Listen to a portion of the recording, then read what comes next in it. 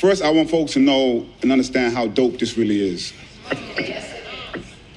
You have city and state government standing together on the same page fighting gun violence.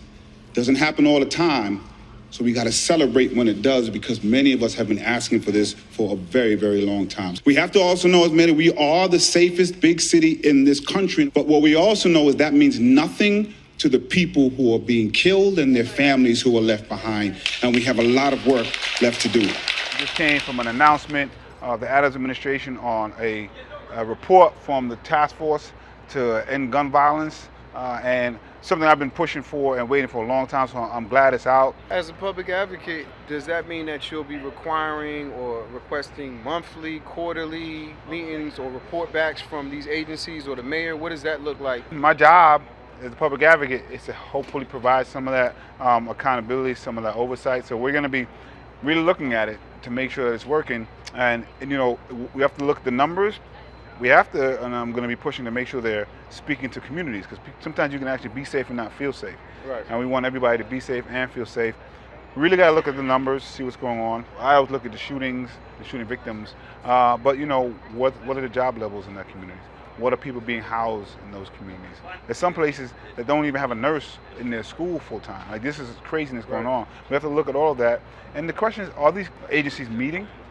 These are high level people who are meeting on a regular basis? What does that look like in reality, weekly, monthly? How are they coordinating with the community groups and the people who we know are likely to communicate violence? How are they being shepherded toward the resources that are needed? It's a lot of work. What's most exciting to me is the granular level coordination that the report is calling for many agencies and community groups, something we've been calling for a long time. So people usually understand granular level work when it comes to police departments. They understand they're going to be out there and they're pushing and they're putting their resources, but we haven't been able to understand and really get other agencies, the Department of Education, ACS, HPD, which does the housing.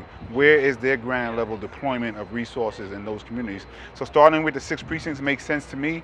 You want to start and see how it's working and then adapt it as you grow it, and that's really important. So there's some work that needs to be done, but this level of infrastructure building is something we've been trying to do for a long time, and so I have to commend the administration for actually doing that, and hopefully we can continue to work them to make sure it's rolled out in the most effective way. We're definitely going to push to get the information to make sure that those meetings that happen. Some of that has already started, you know, so far there's been some good responses. We'll see. Sometimes that changes a little bit depending on the tenor of the conversation publicly, but it's all good. We're going to make sure we keep on it. It's important. This is too important to let up.